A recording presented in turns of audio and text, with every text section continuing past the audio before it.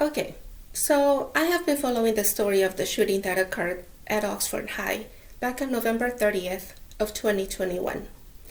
And I'm just outraged that Karen McDonald has been manipulating the media and the facts to steer all the focus, all the attention and anger towards the Crumleys and away from the people who are truly responsible for this tragedy, and that would be Oxford High School.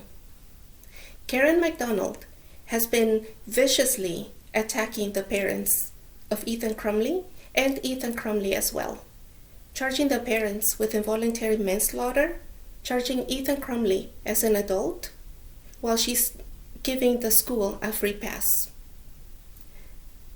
Never has there been so much evidence showing that the school absolutely could have stopped this tragedy from happening.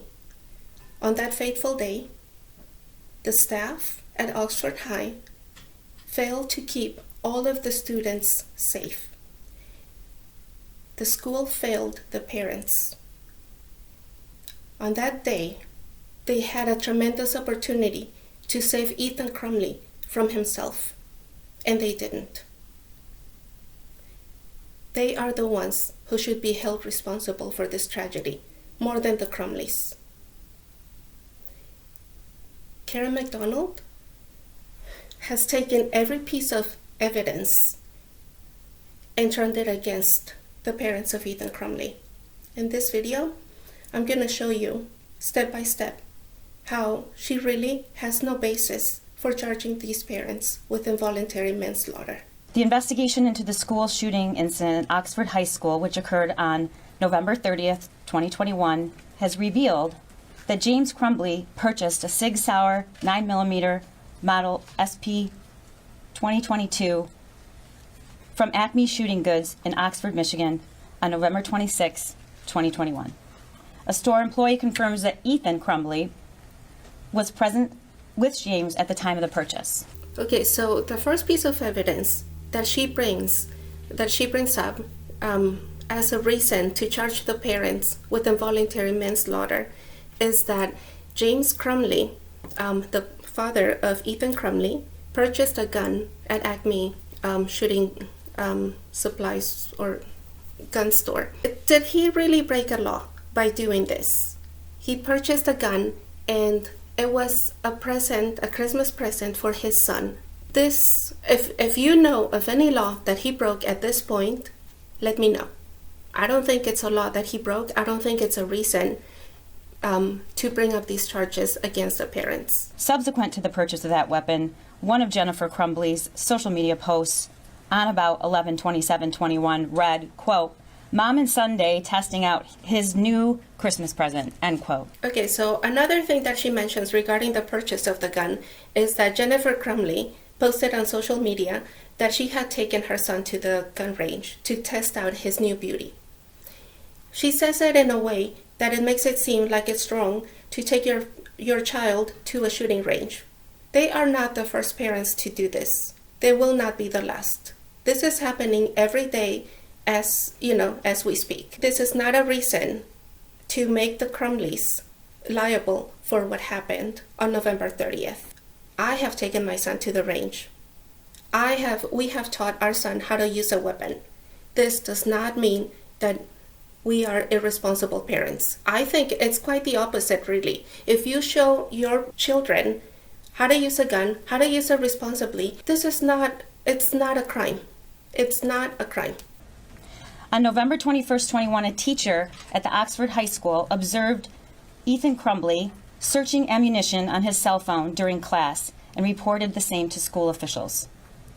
Jennifer Crumley was contacted via voicemail by school personnel regarding that son's inappropriate internet search. School personnel indicate they followed that voicemail up with an email but received no response from either parent.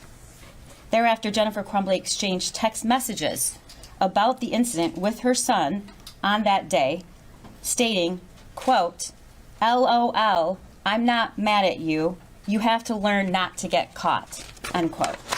This is not anything unheard of either. I know as a mother of a 14-year-old who is in public high school at the moment that children use their phones all the time he tells me that he sees his friends and fellow students search for incredible things online, really quite disturbing stuff. And ammunition would not be something that is unheard of. Kids look at even more horrible things online, on their phones, at school, every day. I can tell you this because my son has told me this. Okay, so at this point, if a student is searching for ammunition, I guess it's really up to the staff, the teachers, to say, is he okay? Is something terrible going through his mind? They're putting all of the blame on the parents. On November 30th, 21, the morning of the shooting, the next day, Ethan Crumbly's teacher came upon a note on Ethan's desk, which alarmed her to the point that she took a picture of it on her cell phone. The note contained the following: a drawing of a semi-automatic handgun pointing at the words, quote, "The thoughts won't stop, help me," end quote.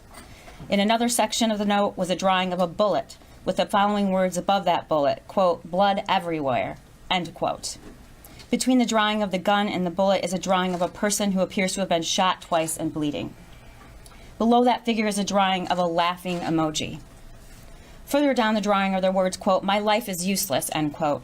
And to the right of that are the words, quote, "The world is dead," end quote. Another evidence that was shown is that on November 30th, on the day of the shooting, that morning, a teacher saw that infamous paper that shows Ethan Crumley drew on his paper, "blood everywhere, the world is dead." But he does say something very important here. It's written on that paper. He says, "Please help me." He was begging for help. This is not a person who is violent and wants to commit these crimes. He's begging, "Please stop me from doing this." And the staff saw this note and they did not do anything. Okay, so as a result of the teacher finding that note, the staff, the administration, decided to call a meeting for the parents of Ethan Crumley. The parents showed up right away. They did not ignore the call from the principal, or I don't know who called them, but they called a meeting. They took time out of work, out of their days to show up. This does not show that the parents were being irresponsible or neglectful. In fact, I think it shows really good character that the parents would take time out of their day to show up for a meeting which was called on that morning right away. At the meeting, James and Jennifer Crumbly were shown the drawing and were advised that they were required to get their son into counseling within 48 hours. Both James and Jennifer Crumbly failed to ask their son if he had his gun with him or where his gun was located, and failed to inspect his backpack for the presence of the gun, which he had with him. James and Jennifer Crumbly resisted the idea of then leaving the school at that time, of their son leaving the school at that time. Instead, James and Jennifer Crumbly left the high school without their son. He was returned to the classroom. So at this meeting, this is another thing that Karen McDonald is doing to turn focus away from the school and towards the parents of Ethan Crumley. So she says that the parents failed to ask Ethan if he had his weapon with him. At this point, the school nor the parents had any reason to suspect that Ethan was planning on shooting the school. And this is not a question that I think any responsible parents would ask. I'm thinking that they're assuming their guns are safe at home, and this is something really that trained professionals should have asked. The counselor at the school, the officer they have on site, maybe the principal or the vice principal, whoever they had the meeting with. At this point, it was their job to say, "Ethan, may I please inspect your backpack?" Or ask the parents, "Do you have any weapons at home? Are they properly locked up?"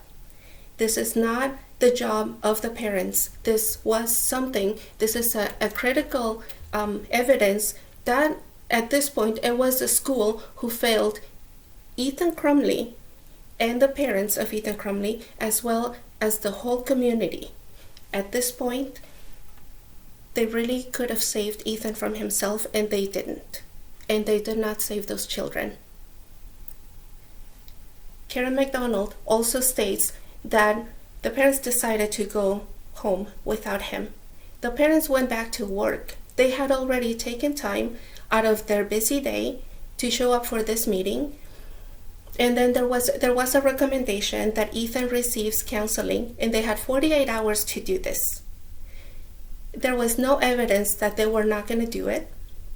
And yes, they went home without him. But she's making it seem like it was bad for the parents to leave without their child. If you have a child at school, how is it wrong to leave your child in class? He has a right to be in school at this point. The principal, the school, hasn't said he cannot be in school. You need to take him home with you. And the parents are not leaving him against the school's will. The school allowed this. This was up to the school whether or not Ethan goes home. And he was allowed back into his classroom. This is not something that should fall upon the parents of Ethan Crumley. Okay, so after the news broke that there was an active shooter at Oxford High, Jennifer Crumley texted her son saying, "Ethan, don't do it." And the way that Karen McDonald says it is like in her mind, she's hearing Jennifer Crumley say, "Ethan, do it." Jennifer Crumley is doing the right thing, what any responsible parent would do, which is trying to stop this tragedy from happening. This is not any indication that the parents were being neglectful or irresponsible. Okay, so at 1:37 p.m., James Crumley called 911 to report his gun missing and to say that his son might be the shooter. This is a father taking responsibility, again, trying to stop this tragedy from happening, and he is taking full responsibility. He's not hiding. He is calling the police. He is saying, "My gun is missing. My son might be the shooter. This is what's going on." He is not being deceitful in any way. He is being transparent, which is something that Karen hasn't been. And he's showing that he is really a responsible parent. So another piece of evidence that Karen is trying to use against the Crumleys is that later that day, there was an investigation, I'm guessing a search at the house, and they found that the gun had been stored unlocked in their bedroom, in the master bedroom. There are no laws in the state of Michigan saying that if you're a gun owner, your gun has to be locked up. And this is where our government officials have failed the community. They have failed everyone in this state, really, by having such irresponsible laws. This is not a law that was broken again by the Crumleys, and this is not a reason to be charging them with involuntary manslaughter. And something I do want to add regarding the gun not being locked up, I saw another video where the defense team states that the gun was secure, that Ethan Crumley did not know the location of the gun and he had to look for it. But this is something that I guess it's gonna be shown later during the trial. At the end, after all the statements, all the evidence was shared, she says that she wants to hold everyone responsible, accountable. But she is not really doing this. She is giving the school a free pass. She is not making the state responsible either for having irresponsible gun laws. She is only focusing on the Crumleys. Now, everything that she said, the way that she said it, she says it in a way that it's so horrible, everything that they did. At this point, really, they hadn't broken any laws, and they hadn't showed anything other than being responsible for their kid, showing up for the meeting, calling 911 to report the gun missing. They hadn't done anything wrong at this point. Yes, Ethan Crumley was struggling. And the parents, maybe they didn't see the signs. But there are many people who are struggling with depression, who are struggling with something, and the family members really don't know. It could have happened to anyone. Ethan had no behavioral problems prior to this event, not even at school, and they had really no reason to suspect that their son would do such a thing. Now, we could send the Crumleys to jail for the rest of their lives, and this does not mean this will not happen again. This makes me concerned because if we don't do the right thing, which is bring everyone responsible for this tragedy to justice, this could happen again. And it's something that I never ever want to see again. As a mother, as a parent who has a teenager in high school at the moment, I do not want this to happen again. And we must do the right thing as a community. We must bring Karen McDonald to justice as well for giving people a free pass. If we give the school a free pass, if we let them get away from this, how can we expect this from not happening again? If you like this video, the evidence that I have showed you, please share. While the shooter was the one who entered the high school and pulled the trigger, there are other individuals who contributed to the events on November 30th, and it's my intention to hold them accountable as well.